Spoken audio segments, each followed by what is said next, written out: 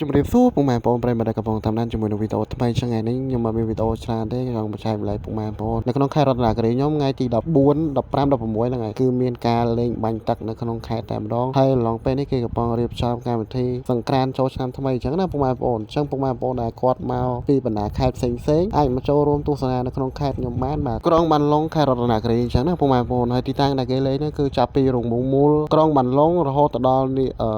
កន្លែងដំរីហ្នឹងពុកម៉ែបងប្អូនរងមូលដំរីចឹងកន្លែងហ្នឹងគឺគេកំពុងរៀបចំបដាហើយគេកំពុងលេងបាញ់ទឹកអីចឹងណាពុកម៉ែបងប្អូនឲ្យមើលទេសភាពទៅគឺពិតជាស្រស់ស្អាតមែនតើហើយថ្ងៃនេះខ្ញុំជិះមកថតឲ្យពុកម៉ែបងប្អូនទស្សនាគឺកន្លែងគេរៀបចំចាប់ពីកន្លែងហ្នឹងទៅគឺយើងមានការកន្លែងលេងបាញ់ទឹកគឺគេដាក់ពាងដាក់អីចឹងទៅឲ្យពុកម៉ែបងប្អូនទស្សនាហើយលេងអញ្ចឹងទៅសប្បាយទាំងអស់គ្នាបាទគ្រាន់តែមើលការរៀបចំទៅពុកម៉ែបងប្អូនប្រកាសជាឃើញហើយគឺផ្លាយជាងឆ្នាំមុនទៀតឆ្នាំមុនអត់មានពាងទេតែឆ្នាំនេះមានពាងគឺពីមហាស្រពវិចិត្រសិល្បៈក្នុងខេត្តរតនគិរីទៅដល់នៅរមូល